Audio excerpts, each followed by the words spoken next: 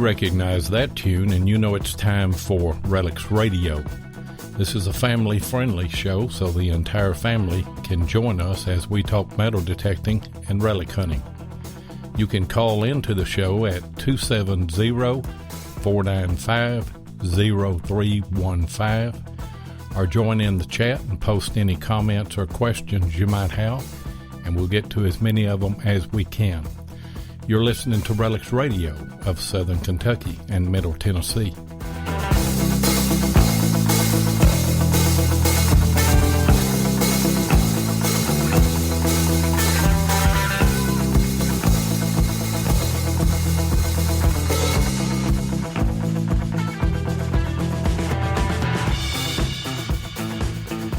All right, you are live. Well, you're live if you're listening on June the 7th at 8 o'clock Eastern Time. Relics Radio back on the air tonight from the foothills of the Cumberland Mountains along the Cumberland River in southern Kentucky. I am your host, Digging with Seven, and I'll be running solo tonight because Tennessee Jeff is on vacation.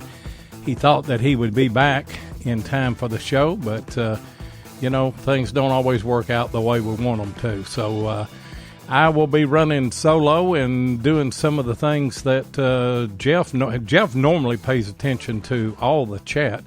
I don't, because I've got so many controls and everything to work here. But Ken Guthrie's in, Ohio Relic Hunter, Jeff Miller, Mike Speiser's in the house. And let's see, Jim Bonita's in.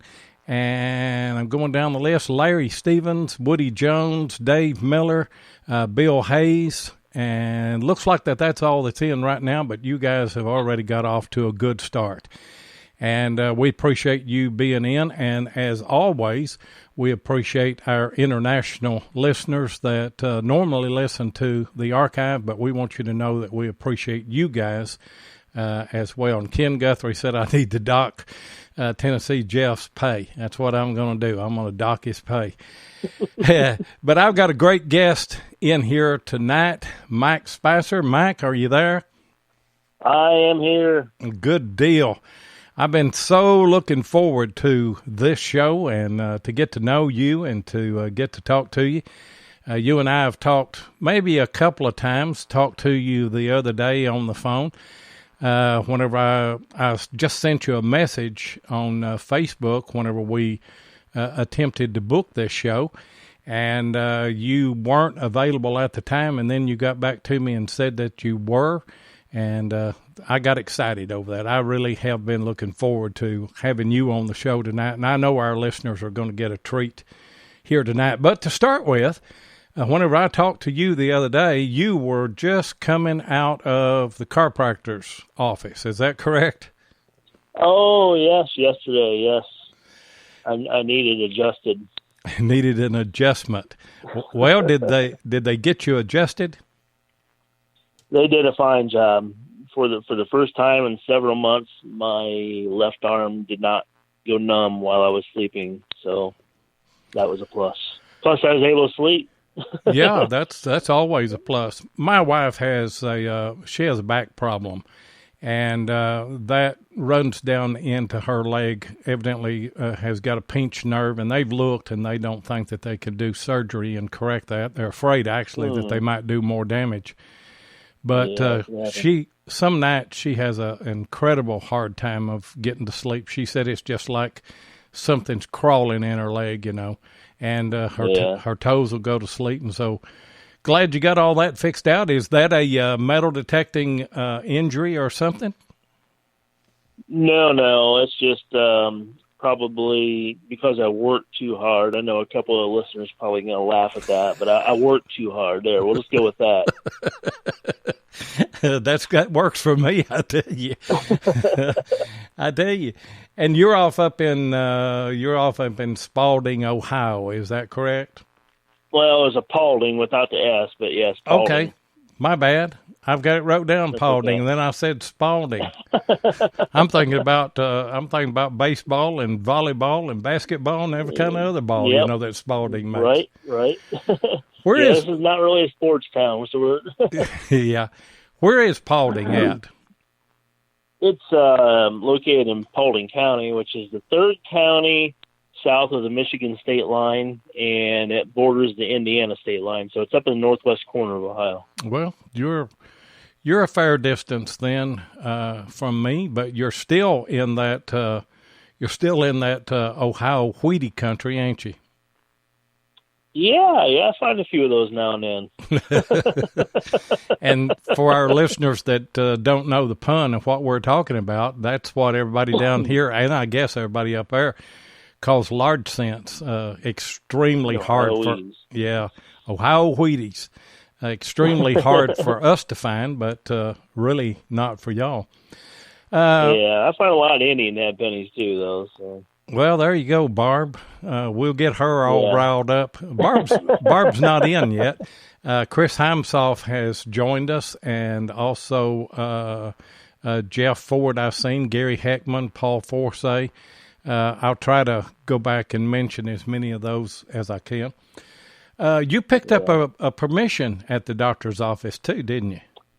Yeah, it just so happens that I knew about a location not far from me. It's only about 10 minutes from me. It's along an old railroad. And the railroad's actually still being used for private use for a couple companies, but it was a ghost town, or it is a ghost town. It was just a little town. There wasn't really a whole lot there, but there was a hotel and a couple general stores, a blacksmith shop. There was a post office there, some houses, and it was the train station too.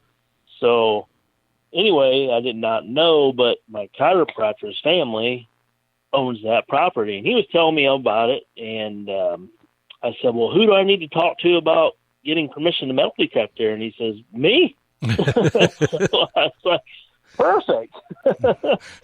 So that worked out really well. I was really pleased with that. Unfortunately, not a whole lot of it can be hunted right now. I'm going to have to wait.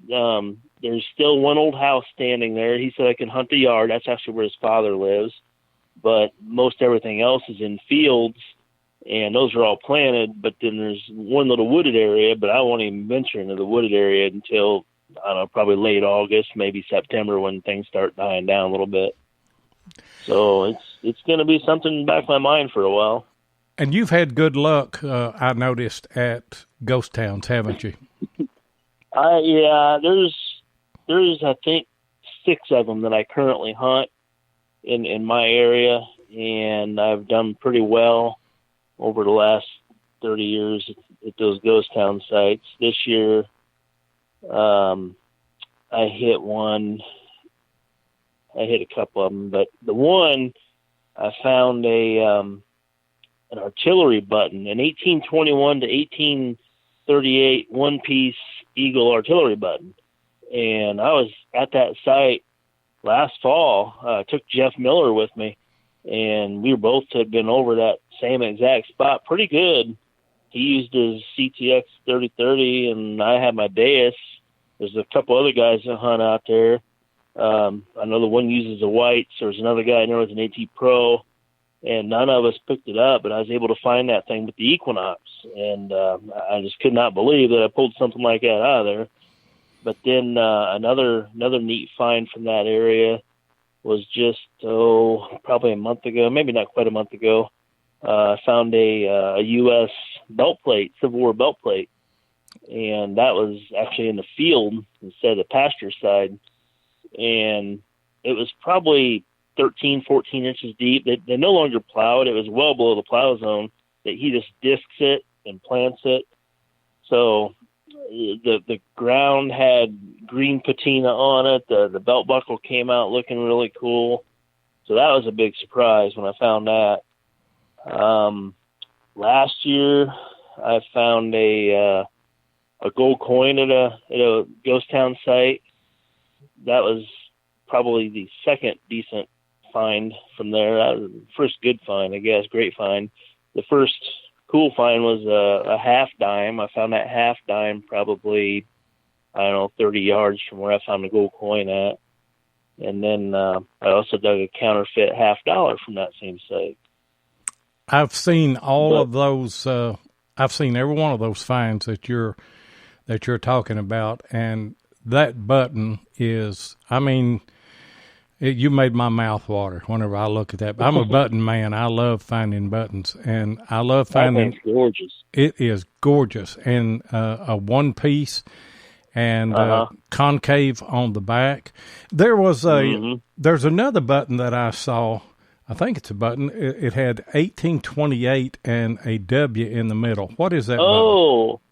That's actually a dime from the Netherlands.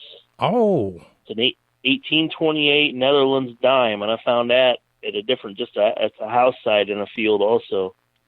Well, that's pretty fine too. It was an amazing looking find.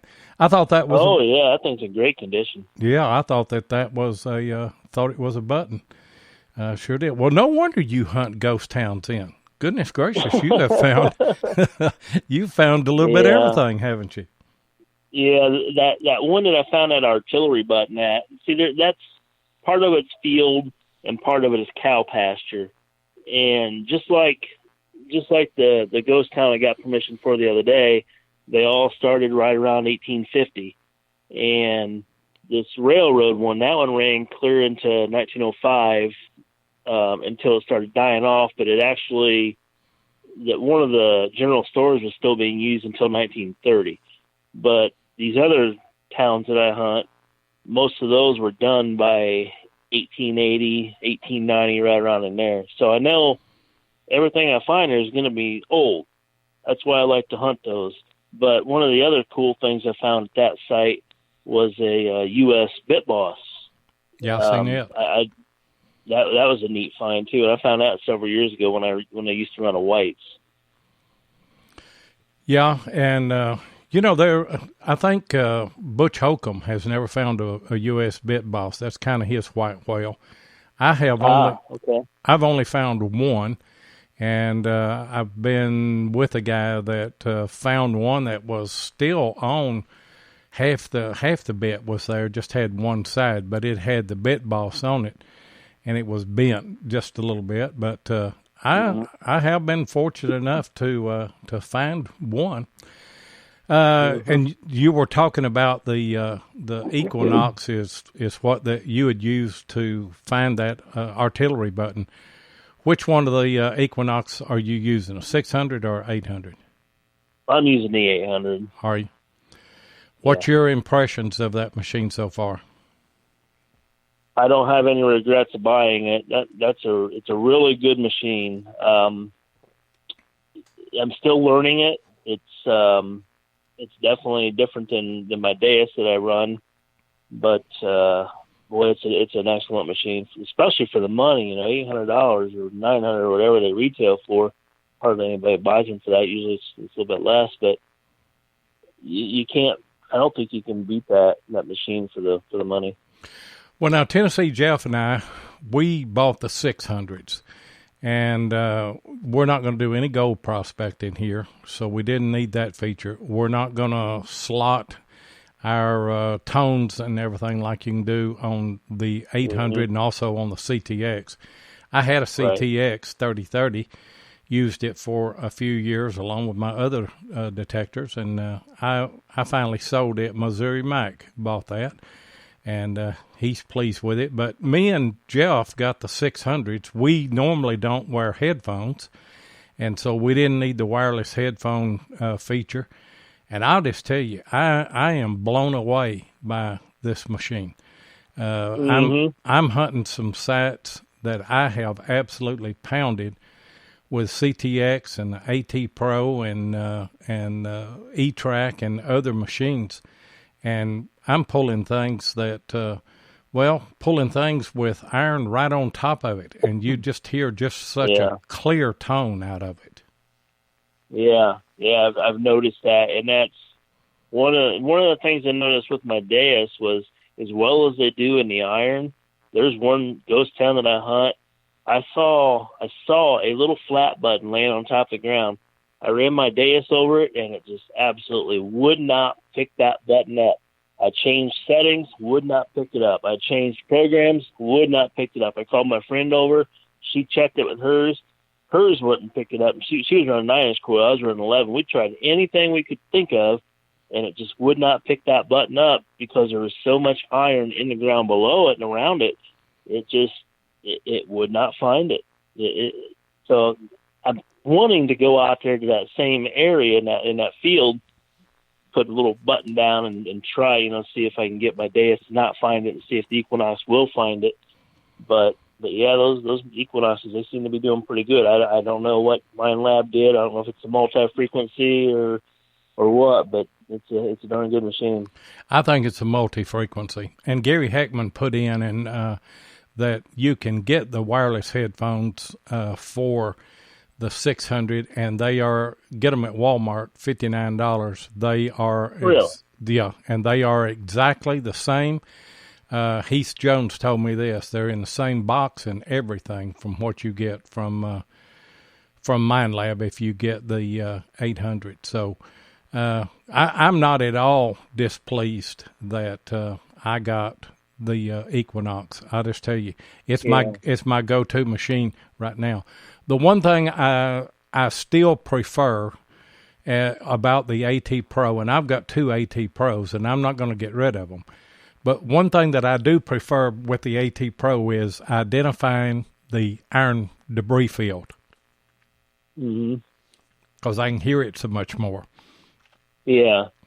And I hear it with the Equinox, but I really hear it with my Deus. Now, I'm not going to say at this point that I prefer one machine over the other. They both have their applications. But something I do like about my Deus is how crisp and loud the sounds are, and I can tell if it's 3 inches deep or 8 inches deep without, pinpointing.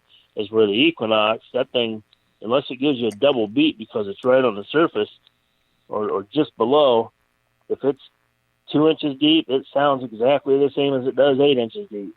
Yeah. So that's taking a little bit to get used to, and I already know that in my head, but that's no big deal. But that's just one of the things. The sounds aren't as prominent, I don't think, as they are with my Deus. But I still love using both machines, and I use them together in the same sites. People ask me, you think your Deus would have found a belt plate? Absolutely. I think it would have. Now, it had the chance to find that artillery button, and it didn't. That 1877 Indian head penny I did the other day, I used my Equinox when I found that. Where the Deus I found that, probably. It was, probably 4 inches deep in the field, and I don't see where that would have been a problem for that either. So, I did and Gary Heckman said if you put the 600 in all metal mode, and what he means, push the horseshoe there, that you can hear that, and you can, and you would probably have to raise the volume on those lower tones there, which you can do. But the AT Pro is, of course, I've used it since it came out, and I love scouting with the AT Pro, and I love hunting with it, but it's passed up a lot of things that this 600 has found. And Barb asked a question if the headphones for GPX would work on the Equinox. They will, but you would have to get an adapter to go from a 1/4 inch to 1/8 inch, wouldn't you? Yeah.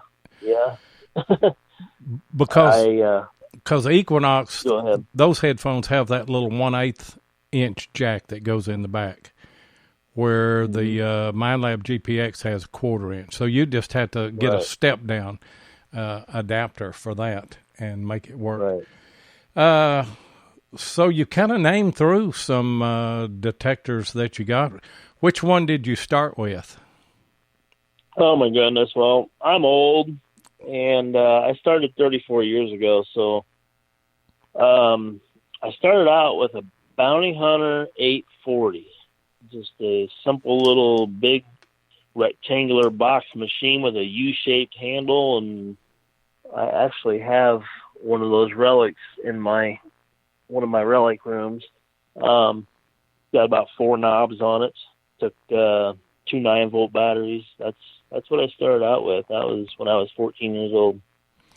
So you've been in the hobby for a while. You're a veteran at this and have seen the evolution of metal detecting. I got started in like 1976, so I've been in it a long time. Not as dedicated as I am now, kind of off and on. Life gets in the way, and you do a few other things and have some other interests, but you always come back to it. And I started out with Whites, because Whites was it was the detector to go to back in the day, Right. Yeah, I went to a Whites after. Well, I bought the Bounty Hunter off of. I had a paper out, and I bought it off one of my customers, and then I bought another Bounty Hunter, the 8400. I thought, well, geez, another Zero. It has to be a better machine. So the 840, and it really wasn't. I found a lot with that 840 for being an old machine like it was. And at that time, I hunted a lot of field sites because I arrowhead hunted also, and I would find where houses were in these fields when I was arrowhead hunting. So I'd find a lot of neat old stuff in the fields. But then I went to, oh gosh, I'm not sure the exact order. I ended up having a Technetics Eagle. This is like 1990. I think Whites came out with the Eagle, and Technetics did also. I remember seeing a Calico flyer said the Eagles have landed, and it was a Technetics Eagle and a Whites Eagle. I bought the Technetics. I didn't find a whole lot with that machine. Then I ended up buying an Eagle 2, Whites Eagle 2 SL, and that was a good old machine. Not very user-friendly, but it was a good old machine. And then after that, I ended up buying an XLT, White's XLT, and then the Spectrum XLT after that. And I owned 3 or 4 of those, and I found a lot with those machines. But then here, probably 4 years ago, I switched and bought a Deus, and that was a huge learning curve.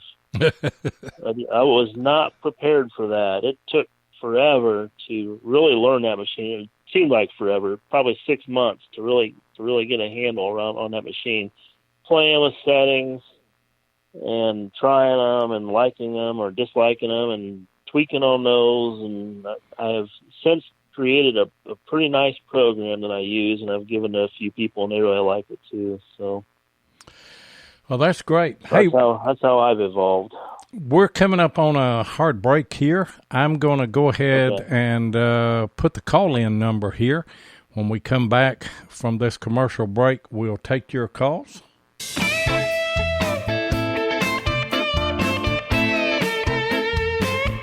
If you want to keep up with what's going on in the metal detecting world, then you need to be a subscriber to American Digger magazine. Butch and Anita Holcomb are the publishers of the magazine and have won awards for 3 straight years for being the best digger magazine on the market. American Digger magazine is available in both print and digital formats, so no matter where you live in the world, you can enjoy the latest happenings in the hobby. You can get in touch with American Digger magazine by going to americandigger.com or give them a call at 770-362-8671 and be sure and tell them that you heard it on Relics Radio. And our call-in number is 270-495-0315. If you have a question for our guest tonight, Mike Speiser, we will remind you that we are a family-friendly show. We got a big following in our county of school kids that at the schools where I go and give presentations, and I'm sure that Eva, Mike's daughter, is going to listen to this program as well. So just kind of, we don't want to get in trouble with the kids, do we, Mike? No, absolutely not. You know, you were talking about the dais being, well, hold on just a minute. We got a call that's coming in. Pete Floyd. Do you know a guy named Pete Floyd? Vaguely. Vaguely? Yeah, vaguely. Well, Pete is in the house. What's going on, Pete? Hey, how are you? Doing great. Hi, Pete. Hey, Mike. Hey, I'm on radio. Do I need to use my radio voice? Whatever you want to do is fine with us. You're listening to Relics Radio with Digging with Seven and Tennessee Jeff. There you go. Check pretty good. Check's in the mail, Pete. Okay. I'll be counting the moments, my friend. Okay. Don't forget Pothole Pete. And for those of you that don't know, and I'm looking at my schedule here, Pete's going to be on the show July the 12th. Finally.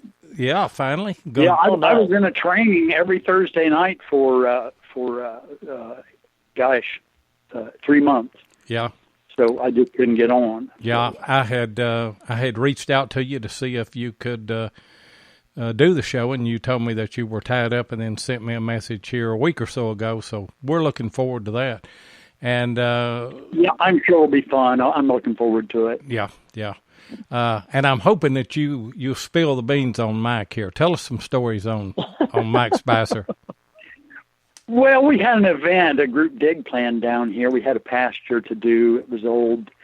There was a 1700s coin found in the area. By the time they got down there, it had grown up quite a bit, and it wasn't all that we'd hoped for, but we had a good time. We had a few rain showers. It was a little warm, and but the story was in my yard. We were waiting for people to arrive, and my house, which is newer, is on a very, very old lot. And I had probably spent in the spring, late winter of 2015 just digging the trash out of my yard. I mean, I'm talking about crankshafts, cans, you name it, I dug it up with my little 350 Ace.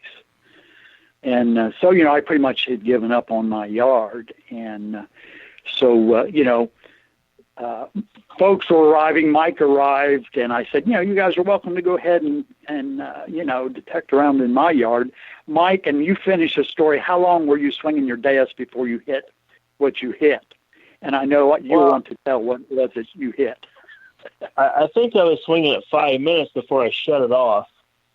But Pete asked me to check a site over by a tree. He thought something was iron, and I went over and confirmed, yes, it was iron. And then, I turned 90 degrees or 180 degrees and started walking. I dug a wheat penny. I think it was a 1927 wheat penny. And I thought, well, this is promising. And got to the end of that walk, which was probably 20 feet long at the most, and turned and started coming back and got a nice high tone, dug down and pulled out a nail. I thought, well, I knew it wasn't his nail, so I kept pinpointing it, and I saw silver in the hole. And I don't know, it was probably 6 inches at the most, maybe, probably around 6 inches. And pulled it out. It was a nice barber quarter, really nice condition. It was. Turns out it was very fine condition, and cleaned it up with some water and took a few pictures, and turns out it was a 1909 barber quarter, which is a semi-key date also. So that was pretty exciting. Now that's what you get. Truly, I was glad for him. Yeah. Because I had my chance at it. Yeah. But now that's what you get when you turn people loose in your yard, with that kind of experience. Yeah, well, live and learn. So I don't want to go into specifics on what book value is, but it's in the several $100 range. So yeah. I really was glad for him. Anyway, I told Pete, I said, well, you just got to, it was a good signal, but it wasn't the cleanest, I said, you really got to pay attention to your signals. If you just get a little squeak, dig it, because it could be a good target mixed with junk, and I started doing that, and then Pete can go on and tell you some of the other stuff he's found since then. Oh, in my yard, yeah, and Mike actually inspired me to spend more time and slow down.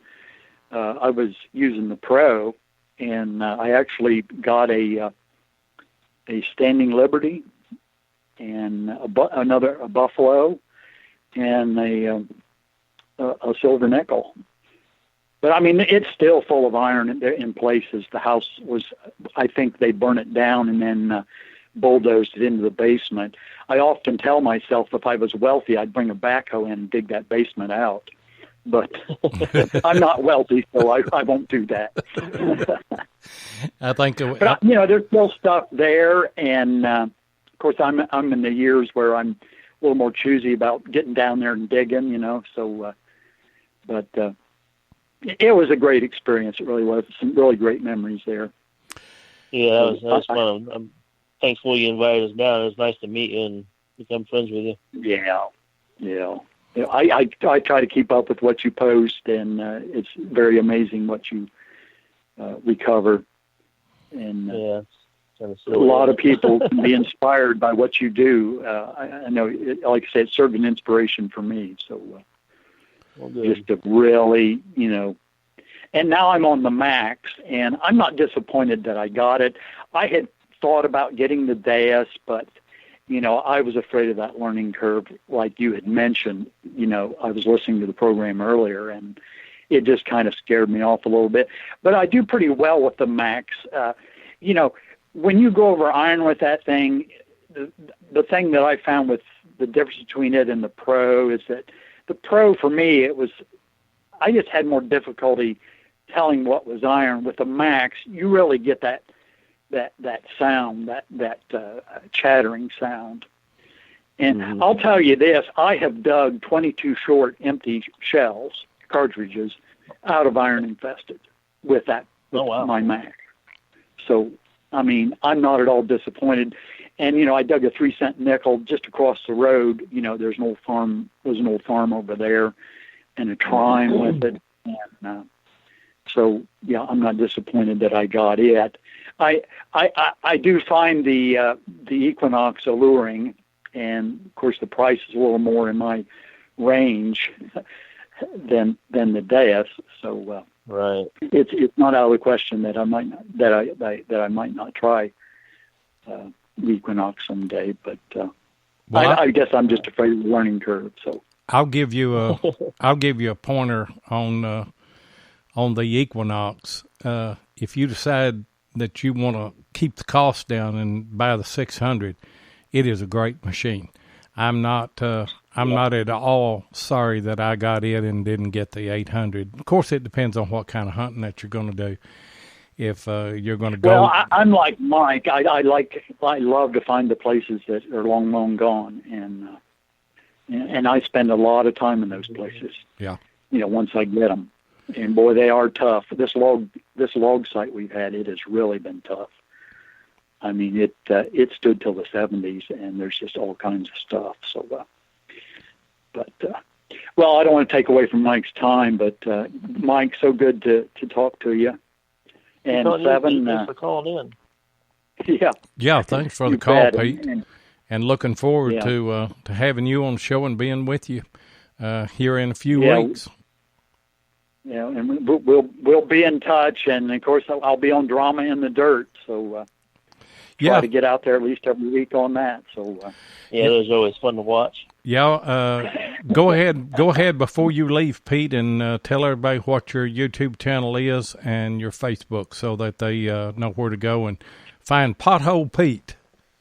Yeah, Pothole Pete Floyd. That's what I came up with, and then, of course, the show's called Drama in the Dirt. And I'm on Facebook under Drama in the Dirt on Facebook, so we're easy to find. Good job. So, yep. Yeah, I appreciate it so much. And thank you for letting me put a little plug in there. I appreciate that. Yeah. Yeah. Always. I mean, we're here to help everybody, that we can. And we're all family. It's all a big community right here. Well, and that's the way I look at it. And I'm looking at the younger generation. I mean, it's such a wonderful thing for young people to get involved in. Yeah. I mean, we have Luke. He's 14. He loves it. And, of course, he broke his foot recently and hasn't been able to get out like he wants to. And I want to see him find a large scent so badly. Yeah. So. And I'll say something for Pete. His is a family show. All the family is involved in that, and that's great. Hey, Pete, thanks for the call. You bet. You guys take care. Uh-huh. Bye-bye. Yeah, bye, Mike. Bye. Bye. Hey, great call. Good guy, too, I tell you. Yeah, he is. Hey, Real good guy. Mike, if you were to, and we're about 5 minutes out from another hard break, but just briefly, if you could, and the phone lines, guys, are open. You could call in 270-495-0315. What advice would you give to beginning hunters now? Research and patience. People expect to turn the machine on and go out and start finding awesome stuff right away. Some people do. Most people don't. You're going to dig a lot of junk. Be patient with it. Don't get frustrated. Don't get disappointed. You see a lot of people digging really nice stuff, and if you're not, just keep at it. And it's like you were telling Pete, too. They're not all going to be good signals. That was hard for me to learn. That and if you swing fast through a site that you're working, you're going to miss those signals. I think back at some of the best finds that I have found, Spanish Reals and some of my best buttons, some of my best finds have just been little squeakers, and I was going so slow. And, if I could tell anybody anything, it's just go real slow. I like what Jeff Ford says about Plugmaster Ford. He always says, I take my coil and I paint the ground. It's like painting a wall. I don't want to miss a spot. Oh, yeah. And so if you do that, you're going to find a lot of things. And if you'll approach it from a different way, which really brings up another question. When you find or get a brand new permission, how do you first approach a site? I like to find, say are we talking about a field or a yard? There's a big difference. Well, I don't hunt very many yards. Yeah, I don't either. I'm talking mainly about a ghost town, about a field or in the woods. Well, yeah. I try to find where the biggest concentration of debris is, whether it's glass and pottery, brick, iron, non-ferrous metal, and then I work away from that just a little bit. I try to stay out on the outer edge of that because that's usually right where something stood, and I realize a lot of the places have dirt floors or big cracks in the floors, and they probably lost stuff through the floors, and then you have your scatter that drags stuff across. But I usually work away from that first and then work toward it as I'm trying to finish up. That's usually how I approach a site. Whenever I try to envision where a yard would be or a play area and go from there. Yeah. Whenever I can think back a few years back in my metal detecting career, and you'd get a new permission and you'd get into a spot and you'd get into all of that iron and everything, and I started avoiding those spots. You'd say, oh, there's a bunch of iron and nails and everything here. I need to kind of skirt around that. And you'll find a little bit out from the side, but the bulk of your finds are going to be right in the middle of all that junk, aren't they? Right. Yeah, and that's why I have a couple different programs that I run in the same machine. That way, I get out and about away from that area. I can switch it over to one of my programs that doesn't react as fast and get a little bit better depth than what I would use where all that iron is, and I need to really change the reactivity so it picks up each individual target better. So that's how I go about it. Ghost towns are a little bit different than just a single house site in a field. Ghost towns, I know that there is no getting away from it. You're just going to dive right into an iron-infested area and go. So I use my quickest program for that. Yeah, hang on to that thought. We'll talk about that after the break right here.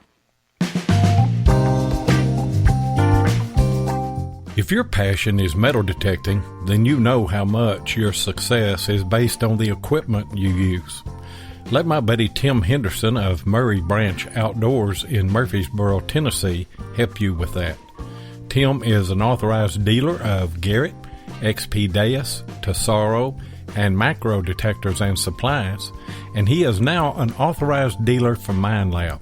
So, if you're looking to get your hands on the new Equinox 600 or 800, then Tim is your guy. Murray Branch Outdoors is not only competitive in their prices, but the service after the sale is second to none. Tim not only sells detectors, he uses them, and so he can answer any questions you might have. Murray Branch Outdoors also deals in used detectors, and he'll take your old detector in on trade when you decide to upgrade. So give Tim of Murray Branch Outdoors a call at 615-948-4611 and be sure and tell him Relics Radio sent you. Hey, Mike, you're talking about going in and hitting those ghost towns.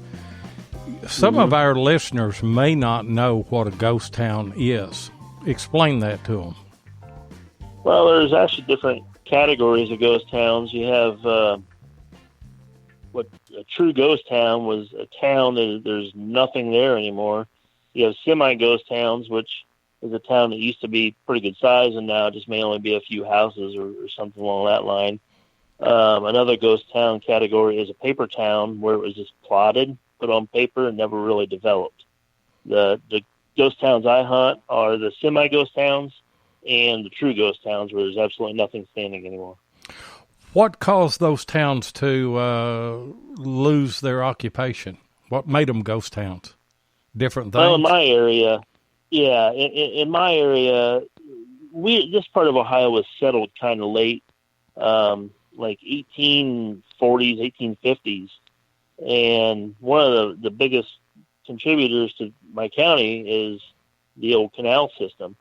So there were several of these towns that popped up along the canals. Now, I don't know how the towns became, if that was like a camp where the workers would stay and then continue digging and come back to, and then the town just stayed, or if it was just actually a town that they established after the canal was built. I don't know. But there were several on the canal. Well, the canal was in use until pretty much the late 1880s into the 1890s, but the last canal boat went through this one where I'm at in 1911, I think it was. So they still used it briefly, but it died down because of the railroad then. The first railroad in my county was in the 1850s, and then most of the other ones came through in the 1880s. So it was just a more economical, faster way to transport the goods and people than what the canal was. Plus, it didn't go to just like Lake Erie or the Ohio River. So you had different places along the way where the trains would stop. So the railroads killed the canal, and then those towns kind of went to the wayside where these other ones along the railroads would pop up. Right. And that's how that came to be. It's just the way that technology and how our environment changed, transportation and things like that. And, normally when we think of a ghost town, we always think about those gold prospecting areas where people moved in, and then as the gold kind of panned out, so to speak, they left those places. A lot of those out west, we don't necessarily have many of those here, but it's the same scenario, isn't it? Yeah. Most of the little towns along the canal were ports where they would bring the timber to. there was a lot of timber in my county, and they had to clear out the forest too. My whole county was covered by swamp at one time, the Great Black Swamp. But there's all this timber that needed cleared out to really get the county going, and they would put those logs on the canal boats and transport them to wherever using the canal boats. Yeah. We got a call in. Denny Morrison. What are you doing tonight, Denny? I'm listening to my buddy Mike. Hi, Denny. He's my mentor. Oh, is he really? Yeah, we go way back. No, way back. Way back. Yeah. Well, good to have you on. Everything I needed to know about the dais, and I still don't know anything. But I'm learning. Taught him everything he knows, but not everything I know. Exactly. Yep. He's a good hunter, I tell you that. That's for sure, and a good teacher. Well, you can and a good friend. Yeah, yep. you can tell that by the finds that you see on his pages. Whenever I first started looking into him and thinking that I might want him for a guest here, the thing that drew me was the things that he finds. You know, it looked like a mirror of some of the things that we find. You know, where you got suspender clips and flat buttons and Indians and things like that. So, yep. But now, Denny, you should see his collection. I'd love to. I sure would. What he shows on Facebook is nothing. What amazes me is how much Civil War stuff I find here, and I can go into that later on why. But you know, I've gone on several organized hunts, and I've done okay on a couple, but I don't find near the quantity that I do here. I find a lot of lead when I go on these hunts, and around here we don't find the bullets, but I find a lot of buttons and whatnot. Yeah. Yeah, I always like a lot of these talk shows, or especially the ones where you can see where they're chatting back and forth. I don't see that on this channel, but a lot of people say there's no Civil War relics in my state or around me. I usually look it up right away, and I went, "Are you wrong?" Just like Ohio, they had 330,000 soldiers from Ohio in the Civil War, and they lived somewhere. And most of them were farmers, and that's what we like, don't we, Mike? Absolutely. Yeah. So. And that's why I find the stuff, you know, returning veterans that came back, and that's why I find what I do here. And, you know, most of our soldiers here in our area were from Ohio and Pennsylvania. More from Ohio, probably. Now, in my county here in Kentucky, it was the 9th Pennsylvania. But down with Tennessee Jeff, where we hunt down there, there was a big, I think it's 105th Ohio was there, and some other Ohio units. And we love those guys because they brought us a few large scents. Yeah. I'm serious, Denny. We laugh because we find a lot of those up here. I know it. Yeah. And I'm serious. Those are the places that we find our large scents, is where the soldiers from up there where you guys are, they brought them down here, you know. Right. I've been done. And then I've found a couple of them on those hunts that I go to. Actually, Mike, the Finley group, and I think it's the 57th, but I can't remember for sure. And they had a big regiment, and they went through Chattanooga in that area in Tennessee. Okay. Yeah. And of course, they had camps around here too. That's what's really nice.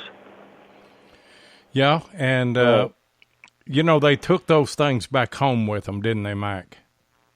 Absolutely. Yeah, you know. Yeah, there's one field that I went to. It's just a house site, and many years ago I didn't know what it was until just a couple of years ago, but it's a belt keeper, or a keeper adjuster, and it's for the sword belt plate. And I also had found a plate there that was, oh gosh, I don't know, that's probably 25 years ago when I found the belt plate there. So I found both those items at this same site, and I thought that was pretty neat. You know, the sword belt adjuster and also the rifle sling, they had those same adjusters on them. I found two or Yeah, three they of did. those. Yeah, and Yep. they had the same ones. Hey, Denny, tell us some stories on Mike. I don't know. I mean, we have hunted some together, and just not enough. In fact, we're going hunting in about another week, in about 2 weeks, right, Mike? Mm-hmm. Yeah, a couple weekends, yeah. So, yep, and so I imagine it's going to be a hot one, that's for sure. So, and make sure you bring your tick spray, Mike. yeah, I have to do that. What kind We of got a good place to bunk now. what kind of Right. what kind of site are y'all going to hunt here in a week or two? It's a top secret. It's an We'll let you know after we invitational. do it, okay? Is that right, Mike? Yeah. I be honest with you, I really don't know all the specifics on the site. It's an invitational type thing, so. Yep. It should be interesting. We'll see. I've hunted sites similar to it, and so has Mike. So we'll see what we find. It's not in a field, I can tell you that. So. Well, now you got our interest piqued up. Yeah, we'll tell you all about it later. That's all I can tell you.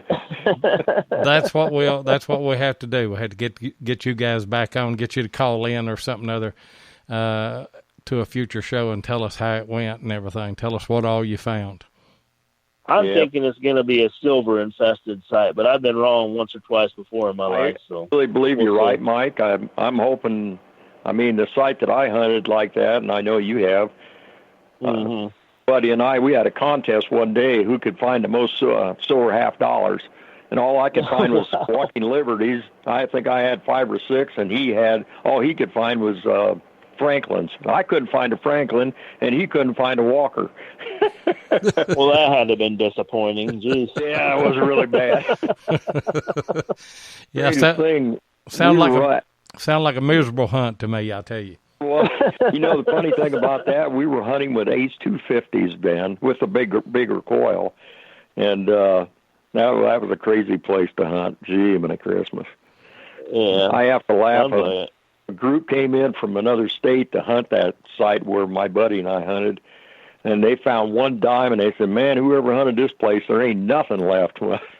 We hunted it for 6 years, and we're still hunting it, just like Mike. Oh, wow.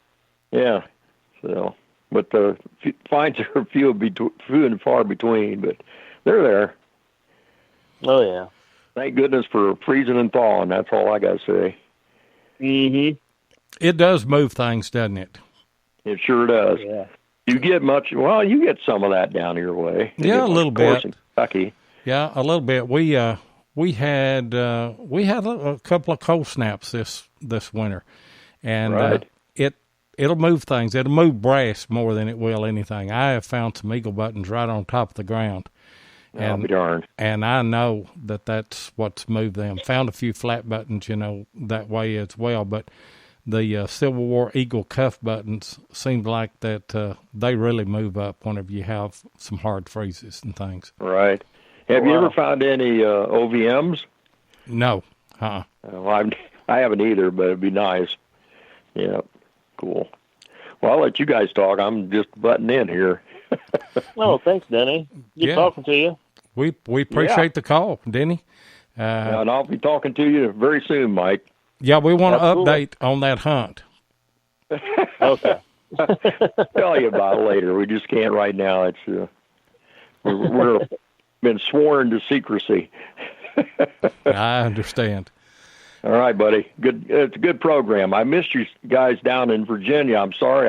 I didn't know you were talking. I ought to come up here and sit with you. Yeah, Maybe yeah, you'll come again. we will. Don't know that we're going to come this fall. I think that we're going to go up to CWPPO in the fall.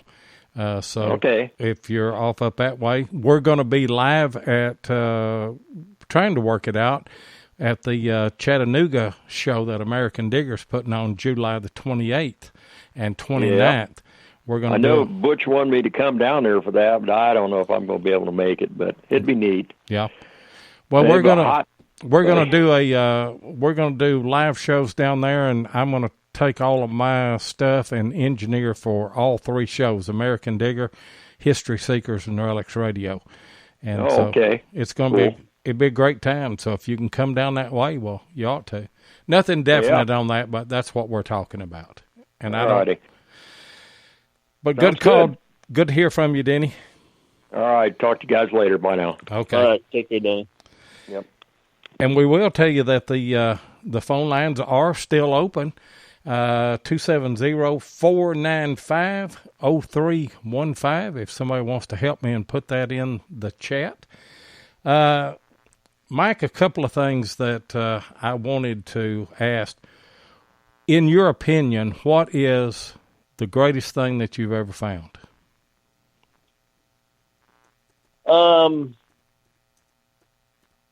It would, most people would probably balk at the idea of what I consider the greatest thing that I found. I found a lot of nice relics, a lot of pretty nice coins, but the one thing that's really special to me that I just absolutely would not, I would part with anything I have except for this one little thing. And all it is a simple little silver ring. And I found that. That was one of the very first things I ever found. It was in my parents' yard when I was 14. And I showed my mom. And when I showed her, she just started crying. I thought, what in the world? Here, my grandfather had made that ring for my mom. And he died 3 months before I was born. So she had lost that ring in the yard and kind of forgot about it. And then I found this ring, and that ring means more to me than anything else that I found. Wow, what an amazing story! And he made that for her 16th birthday.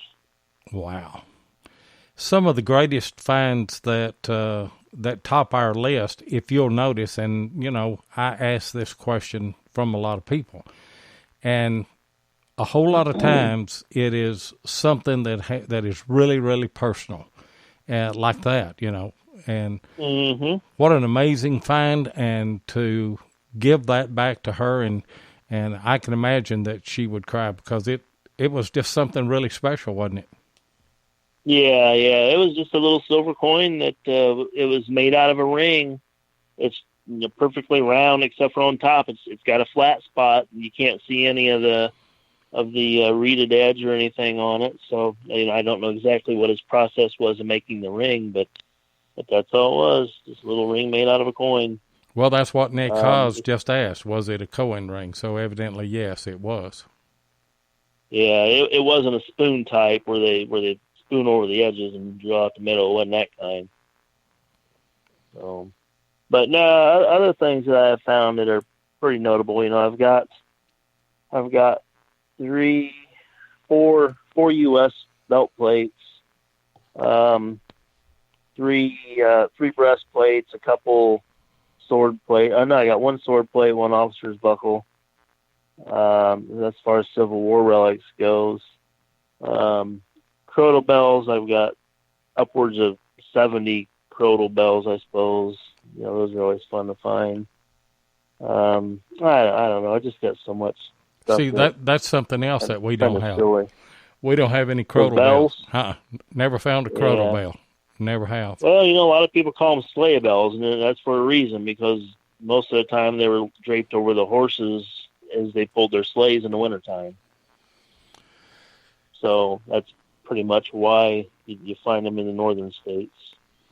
Can you verify a story that I heard? We've all heard the saying, "I'll be there with bells on," and I've heard that the origin of that story was if you had a cart or a wagon and you had your bells on your horses or on your wagons and everything, if you had trouble on the road and somebody stopped and helped you and got you going again, it was the practice back in the day that you would give them the bells off of your wagon. So the saying, "I'll be there with bells on," would mean I will be there and conceivably not have any problems on the trip. Have you ever heard that? I've never heard that. Well, I've heard that, and I don't know how to verify it, but I've heard that. The only story I've ever heard that has anything to do with bells is working the graveyard shift. And way back in the day, they would bury people without really having a good way of confirming if they were dead or not. So they would hang bells along their grave site, and they would attach a string from the bell to the person. And if they should come to in their casket underground, they would start wailing, I suppose, and ring that bell, and they'd be able to dig them out. Goodness gracious! I have been in old cemeteries and have seen bells along grave sites. So now, that's the only thing I've heard about bells. That is one time I don't want somebody to say, I'll be there with my bells on. That's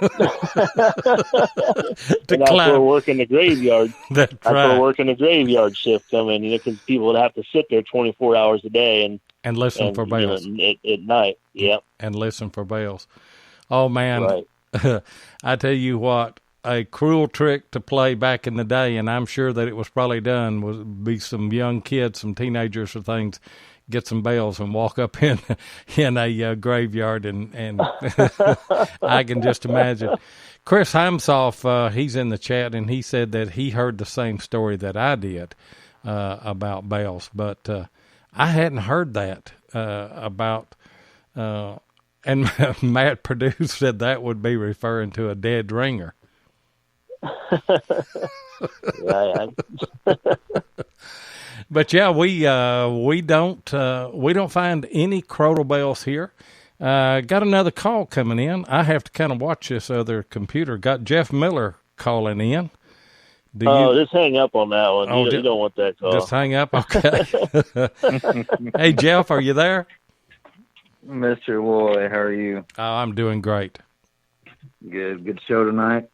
Got a great guest, one of the best guys I know. I talk to this guy more than I talk to my own mother, all the time. Probably more than your wife, too. Yeah, probably.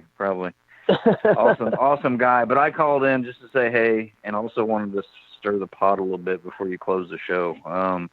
Ask Mike about the park that he has named after himself in Southern Illinois. Now, he lives in Ohio, 6 hours away, but this guy's good enough. He has a park named after him in Southern Illinois. And I'll go ahead and hang up and listen in. Thanks. I don't know if you need to hang up or not, Jeff. You might all want to stick around for just a minute and no, he can hang up. Nobody will miss him. Yeah.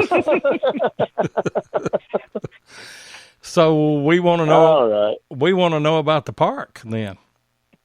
Well, I went down to his house one summer, a couple summers ago, I believe. 2 summers ago this coming year, and it was just hot. And we hunted a couple of yards and found a few things, but we kept driving by this nice big park with huge shade trees, and I just kept telling Jeff, let's hunt there. No, there's nothing there. I've hunted it, and there's nothing left, yada, yada, yada. Well, okay, I didn't get to hunt it. And I came home. Nothing but junk in there. Nothing but junk.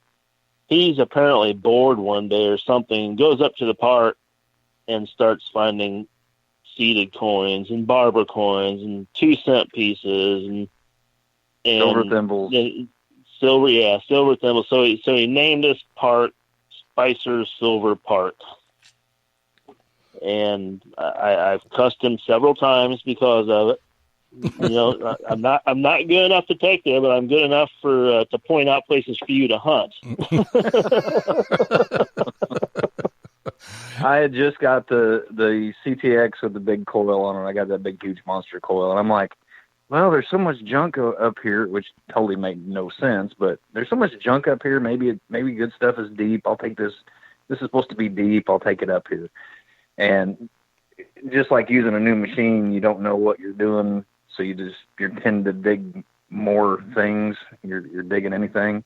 And I popped up. First thing was a barber quarter, and I couldn't believe it. And I thought Mike is going to think I'm so full of it. And sure enough, he did. He still does. But I I came back down that one day though, and you were still at work, and the first place I went was the park, and my first hole was a barber dime, so I was content after that. You got part of it, didn't you? But I got part of the wealth, yes. But no, that park was so hard to hunt for me with the Deus. You know, one of the problems with that machine is the EMI with it, and that whole park is surrounded by power lines, and it was just terrible for me to try to hunt that thing. And that is one place where CTX is a little bit better because you can cancel a whole bunch of that out, can't you, Jeff? Yeah. Even the Equinox, you can cancel that out. I had a target there at the Speiser Park, and I said, Mike, come check this. What do you think? You dig this? And he's like, no, that's junk. I wouldn't dig it. And I'm like, this is good enough. I'm digging it. It was just that you were talking earlier, that high tiny little tweak. That little tweak, you know, and it was just enough there that I was like, okay, I know this part. I wouldn't dig that in a yard. I would dig that at this park. And sure enough, what was it, Mike? Was it Merc, I think, wasn't it? Yeah, that was Merc dime, like a 7 or 8 inch Merc dime. And you know, Jeff, a lot of people, you were talking about that 17-inch coil for the CTX. I had that, and I had the 6-inch and the stock coil too. I would use that 17 a lot of times in junky areas, which goes against conventional wisdom, but did it with a little bit of success too, because it will some way, sometimes it gets down below all that stuff, don't you think? Yeah, it did make it dig different. I ended up getting rid of it just because I quit using it. I went back to all my yards that I'd already previously pounded and then took it. I still found stuff, but the 5-pound machine plus that 20-pound coil on the end of it, you know, it was just too much, so I got rid of it. And that's I haven't swung my CTX since I got my Equinox, and that's the whole weight thing. I'm comfortable with it. The weight was a big one for the CTX. I still have the CTX, but I don't know how often I'm going to swing it. Well, I don't. I sold mine, and the CTX is a great machine if you door knock and hunt yards. I don't think it can. And I do a lot of that. Yeah, I don't think it can be beat, but the weight is a killer on that thing. And the older you get, of course, Jeff says, I'm an old man, and I am, born in 1950, so be 68 years old this year. And, I have to watch what I swing, but, I can take this Equinox, and I can swing it all day long. I can pretty well do that with the AT Pro, but it's my hunting style. I don't really swing. I just scoop my coil around on the ground. Use it as a walker, Lloyd. Use it as a walker. Hey, guys, you have a good night. I'm going to get off here. I'll listen to the rest of it. Hey, good call. All right, I'll talk to you in the morning, Jeff. Hey, thanks for calling, Jeff. Bye. Bye. Hey, great call. Do what? He calls me just about every other day, and I called him yesterday, I guess it was, and he didn't answer the phone. That's where I don't a lot of times. I just always have to call him back. And he said, "What'd you need?" I said, "Nothing. I just forgot to call you for once and not get an answer." So he's a good guy, really good friend, one of my best friends. Hey, guys, the lines are open again, still open, 270-495-0315. If you want to talk with Mike Speiser or anything related to metal detecting, they are open. Talking about people that you hunt with, who has been the greatest influence on you? And that may be putting you on a spot. It may be more than one person, and that's fine, but who has influenced you, people that you've hunted with? I don't want to sound like a jerk or anything, but really, really nobody. And the only guy that really influenced me is when I first started. I was watching a guy metal detect at the schoolyard where I went to school at, and to see him being able to dig up silver coins and things, I found that was so neat. And the very next day I was telling one of the guys in my paper out about that, and he says, "Well, I have one, I'll sell you." So I ended up buying his. That was my influence right there. I took off on my own. I learned stuff on my own. So I don't want to, like I said, I don't want to sound like a jerk and say I'm not influenced by anybody, but I'm really not. So that's probably not the answer you're looking for. No, it is. I mean, I want you to be honest on something other, and it kind of gives me a little bit of an insight that you're kind of a self-taught hunter, and a lot of times those are the guys to watch, because you're more critical on yourself than anyone else would be, and I've hunted with several people over the years, and I always have enjoyment doing that. It's always a good time, and make a lot of nice friends that way. But and research, I've learned on my own how to do all this research that I do now. I've been doing my style of research for probably close to 30 years, and I'm continuing to. And I see a lot of other people talk about the same style of research now. So.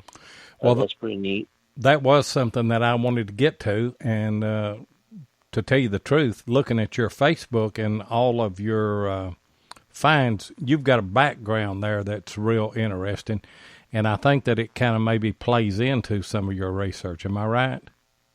Yeah, absolutely. Running across the old maps of your area, once you can dig those out and start studying those and understanding what's what and what's where, then you'll start finding these old sites that are no longer there or that are still there, like an old house site or something.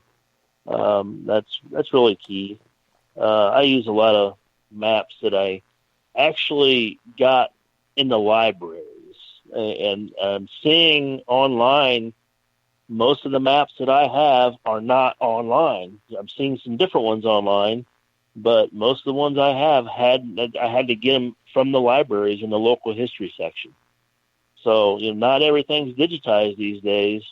So if you're not happy with what you're finding as far as your mapping and local research, take a drive down to a local library and see what they have, because I'm sure they have it. And to your local courthouse, too, because I know our courthouse, they've got an archive section that, they kept old transactions, I guess you'd say, old tax maps and things like that. And have you ever used Maprika, the program that you can bring whatever map that you've got in and put reference points in it and fine-tune the locations that you see on the maps? Have you ever used that?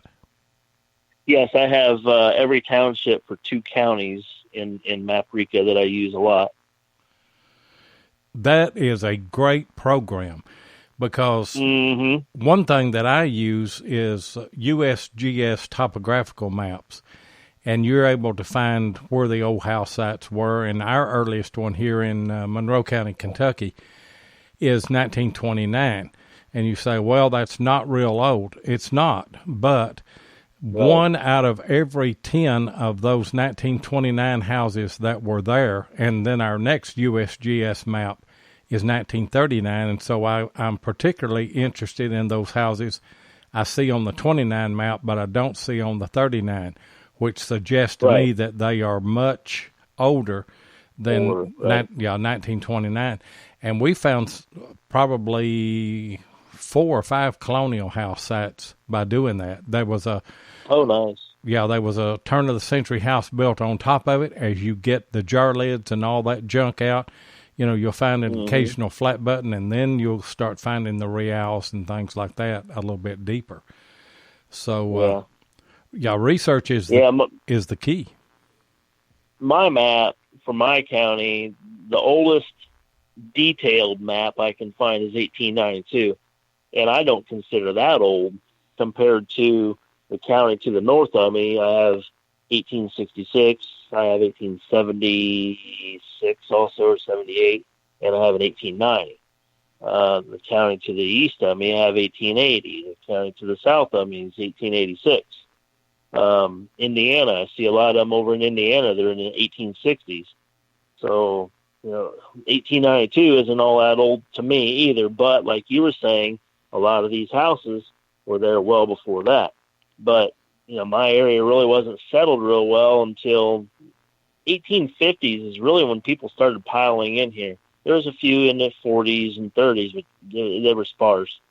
So I'll also look at, like you were saying, a newer map. Like I use a 1917 map, and I'll look and see, I'll compare. Is this house site here? No, it isn't. Okay, well, like you said, it's probably an older site. Maybe it just quit being used and no longer is there. It got torn down. Maybe it burnt down. Who knows? So I do that also. What kind of maps are those? Are they tax maps or what? They're actually plat book maps. Oh, okay. It shows the owner's name, how many acres, approximately where the house was. It shows the schoolhouses. It shows churches, towns, railroads, roads, all that stuff. Yeah. And, some of that stuff, especially roads, they change, and it's kind of hard to find the reference points that you want. And Denny's calling back. He's got something else he wants to say to you. Hey, Denny, are you on? Sorry about that. Yeah, I'm on. I actually got a book with 5 counties in it and all the townships from each county from the 1860s. Here I'm a little bit south of Mike, and we were settled a little bit sooner than he was because he's really up in the Black Swamp. So there wasn't, people would go through there with wagons, and mosquitoes were bigger than birds. They were huge. Nobody could settle that. Even the Indians went around the Black Swamp. They didn't go through the darn thing. So our area was settled in the 1860s. So, and that's, I call my book my metal detecting Bible. I spent months making this thing, and people look at it all the time. Some guys say, well, actually they get tired, and I'm sure Mike belonged to a club. They got tired of looking at my finds because there was nothing that I would come in every month with a handful of silver coins or anything. And where do you find this? And I'd actually hand them a plat map from their township, where they live, and they could not figure out what it was. And Mike, I bet you've seen this. You might get a plat map to a farmer, and all plat maps in Ohio point to the north. And I don't care which way he's standing, he has to turn around and look to the north. It doesn't matter. You can look south; it'd still be the north, but they always turn around and look north when they look at plat map. But I always try to give a farmer, when I'm out in a field, a map of his home from the 1860s, and that goes a long ways. And then if I find, which you usually do if you're looking for an old homestead, you're going to find Indian heads. I always put an Indian head in a folder, one of those coin folders, put my name on there, the date I found it, and his name. And that goes a long ways in public relations for metal detecting people. So it's just something good to give back. If you don't give back, you're not going to go anywhere. And Mike has found that out, and Jeff has found that out. That's what you got to do. Exactly. Mm-hmm. We've got a guy, Tennessee Jeff and I have a landowner that has actually helped us out on his land. We've located some spots and potential spots. That guy will bring his bush hog out. He'll bring a mower out, very accommodating. And so I made him up a Riker case, and I've got some of the finds that I found on his place. Actually, all of the good stuff that I found, I put in that Riker case, and I'm going to give it to him. And you're right. We actually did that for a state park swim area. Well, it's a state park lake. And I'll tell you right now, it's Indian Lake, Ohio, and about 7 of us have hunted that lake for years. And I've taken over 1,000 rings out of that lake, I can tell you that for right now. But we also dug, you name it, and I actually dug a partial plate out of there, the swim area, and had a gold tooth in it. And we actually made a case for the park. And if you go down to the Indian Lake Museum at one of, I forget what campground it is, they actually got that in the museum. And everybody donated something to it from our club. Great. The Black Swamp Metal Detecting Club. That is great. And Mark Hoover said that he's seen your book, and it's pretty amazing. Yeah, a lot of people said, well, and it just took me a long time to make it, and Mike's got the same thing. And I've learned a lot of things from Mike, too, because I started looking in my maps more or closer, especially to the river areas, because early settlers, they wanted to be near the water. Hello. Right. So, or a spring. I mean, if you look at the old maps, they even show the springs, they show the churches, the schools, where the houses were at. Our maps show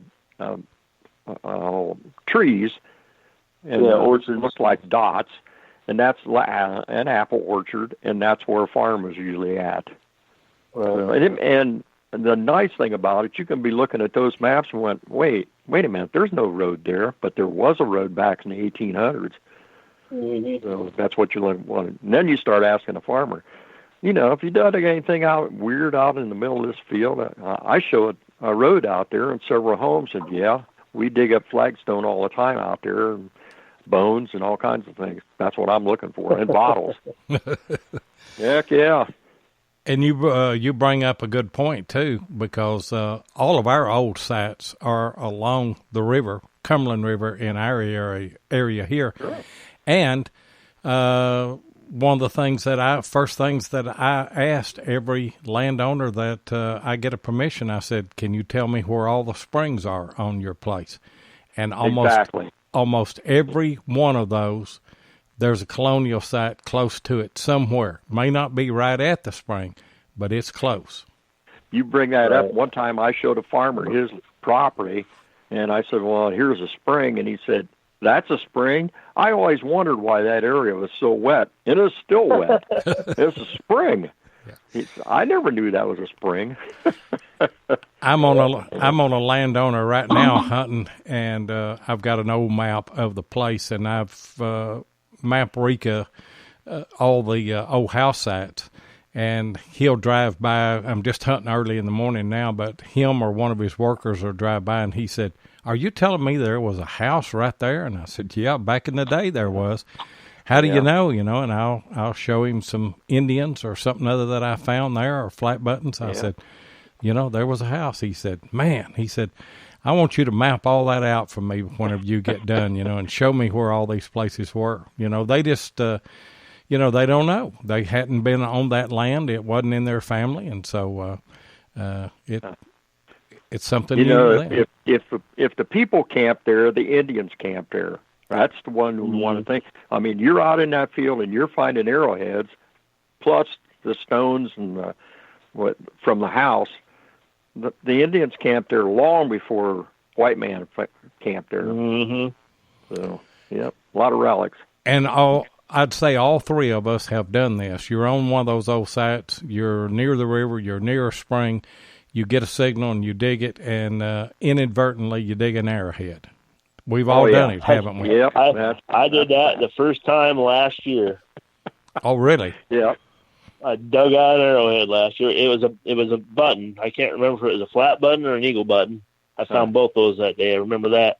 I always fill my holes, whether it's in a field or not. I was putting the dirt back in the hole, and there lay a nice little arrowhead about 1.5 inches long. Yep. It happens, that's for sure. Well, if it was a good site for the colonial period, it was. And whenever they moved in, I guess part of the problem with the Indians is that land was already cleared. It was already a site that they could take occupancy on, and then they took it in the turn of the century, and it's just come on. A good house site spot is a good house site spot.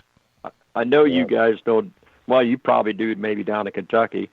But if you go over east, if you follow Route 40, the old route, where Washington came through there, and he was a British officer then, and then later on, the Americans camped in the same campsites. and every river, especially down in Kentucky and Tennessee, had a picket post, right? Right, yeah. Every river, I don't care, it might have been all four corners of the darn thing. They had a picket post, and those picket posts were there during the Revolutionary War also. So it wasn't just, that was the only that's the only way across the river was that bridge.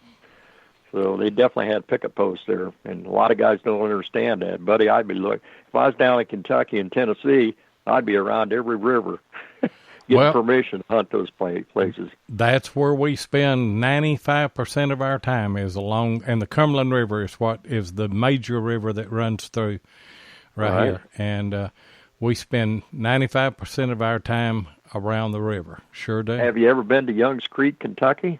No, Where's that at? It's near Cumberland Falls, and my wife's ancestors actually they got their logs from down at Young's Creek, Kentucky, and they shipped them up here to Ohio by rail. Huh. But I talked to an old-timer there. That's a long story. Talked to an old-timer there, and his parchment was signed by, I think, Thomas Jefferson or George, I forget, as when they were surveyors. And but he actually, his dad went down to the Cumberland River, and they pulled logs up to the sawmill, which was right there on his property where I was talking to him at. And those logs came to Ohio. That cool? It is. It is. There's no doubt about it. And there's a story told about my great-grandfather.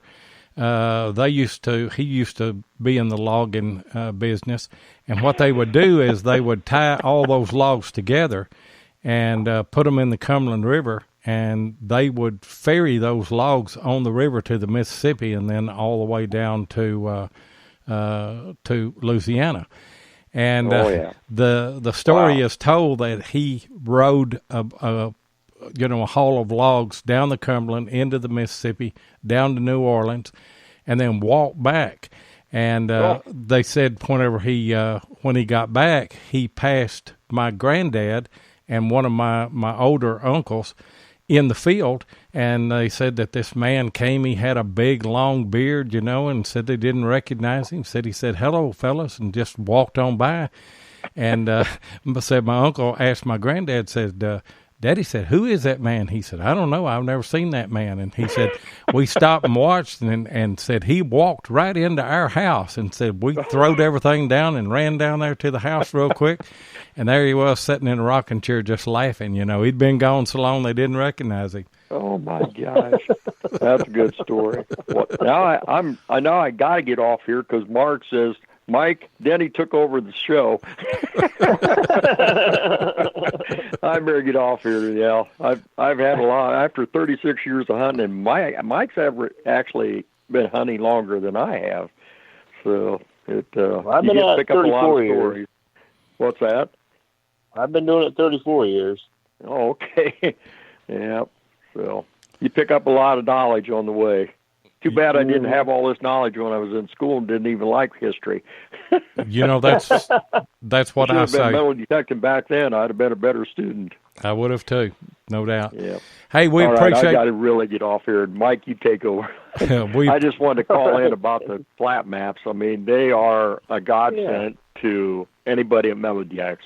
But you have to put in the time to go to I just went to libraries and museums. Is where I got all mine.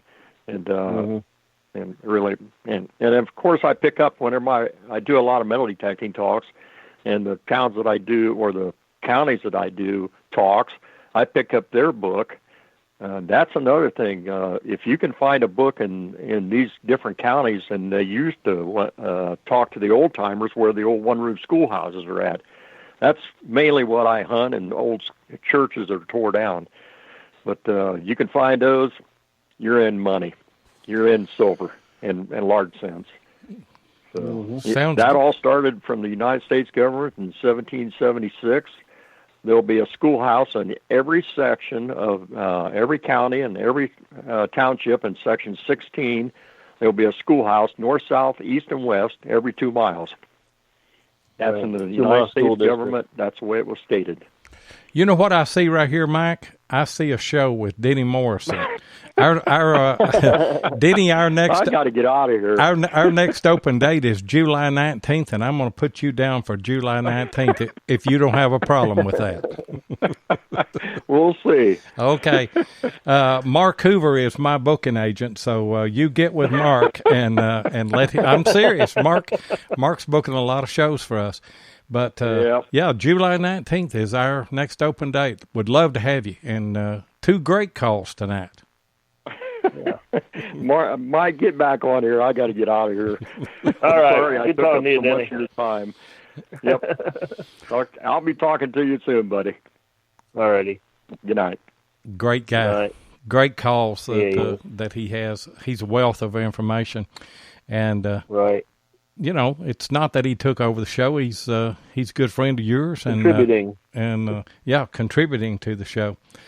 One other thing that I did want to ask you, and I mentioned this to you whenever I was talking to you earlier, and we're in free baseball for sure now because it's just a little bit over an hour and a half right now. What is one thing that you think you should have found and you haven't yet? Something my buddy Jeff Miller has found that I have not. And that's a 20-cent piece. Not many of them pop up. That is really my only bucket list coin. I also want to find some Indian trade silver. You know, the Indians were in my area pretty heavily. Right. It'd be neat to find some Indian trade silver, but a 20-cent piece is my bucket list coin. And I'm sure at some point I'll probably find one, but who knows? I don't know anybody that has found one of those personally. You know, any of the guys that I detect with, to my knowledge, has not found one. Mm-hmm. You're reaching for a pretty high bar right there, I fear. Well, yeah, you know, and a gold coin wasn't even on my list. The reason why is because that just wasn't realistic to me. But a 20-cent piece was because, you know, they only made them for like 3 years or something like that. And you're only going to find one, and that's an 1875S. So it's just, you know, there's not many of them out there to begin with. And I think that's why they're so hard to find. We didn't even talk about your gold coin. Talk about it for a minute before we close out here. Oh yeah, last year I invited a buddy of mine down, and we went to a yard where there was a ghost town. There is a ghost town, and before we even really get started, he says, "Have you ever found a gold coin?" I said, "Nah, that's nothing that I really expect to find either."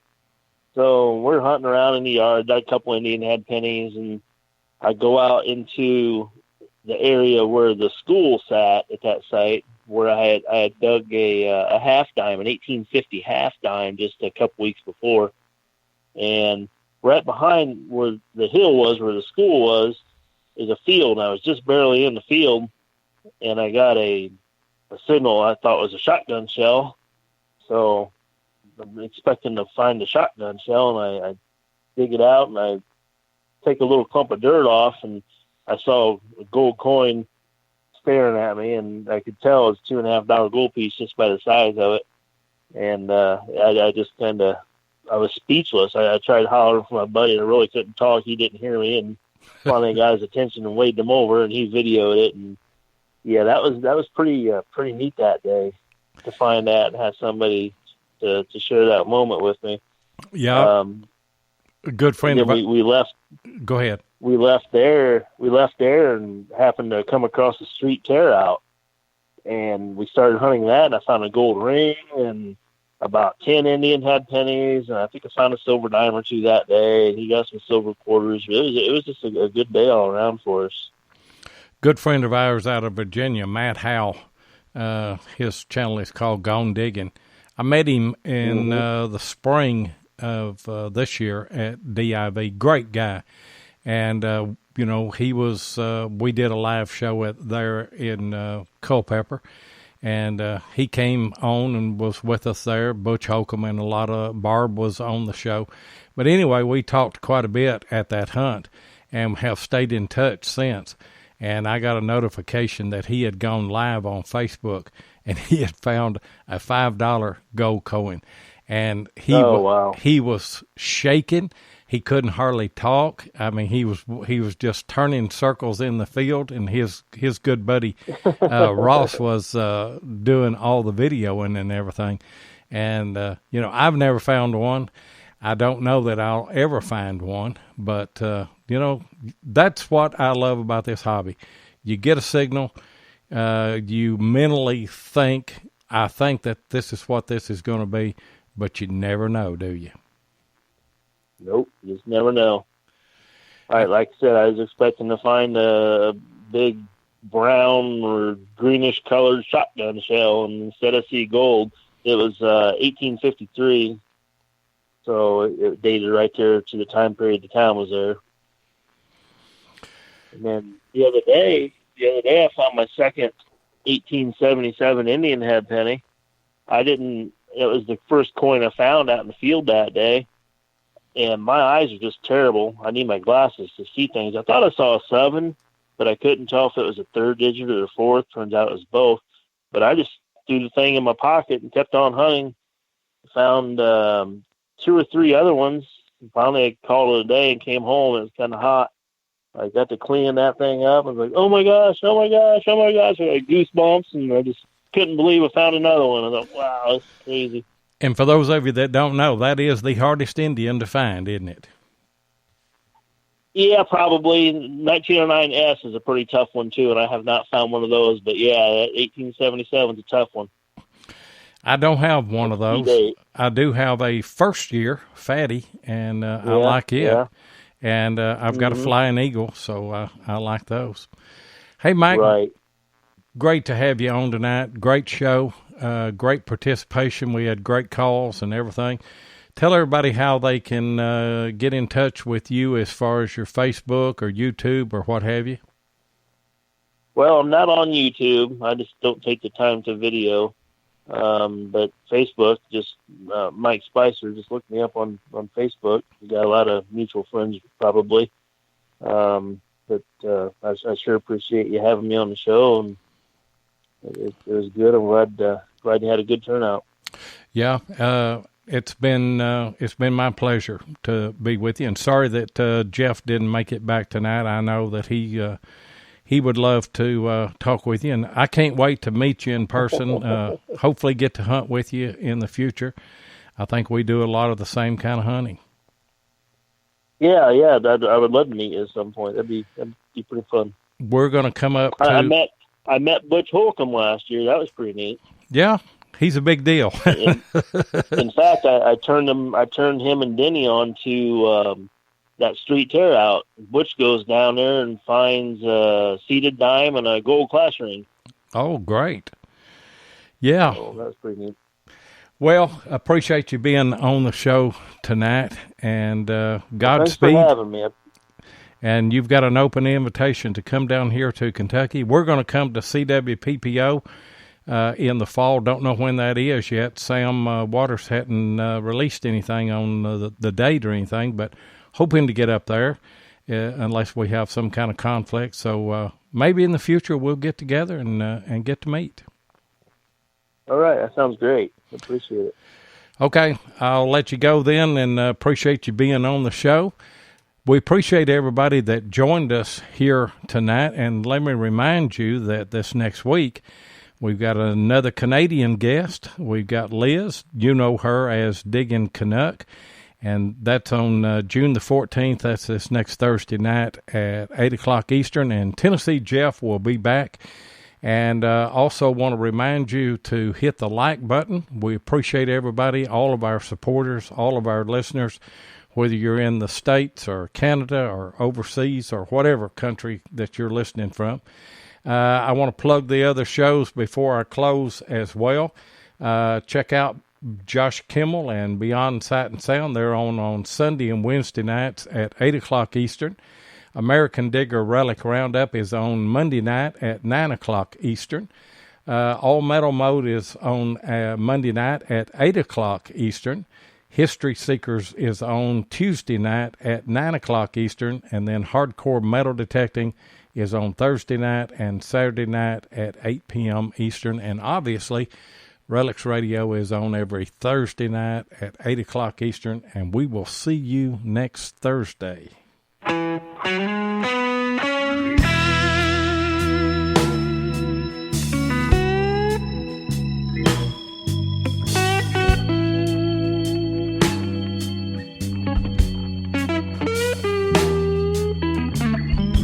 Thank you so much for joining us tonight on Relics Radio. We really do appreciate it.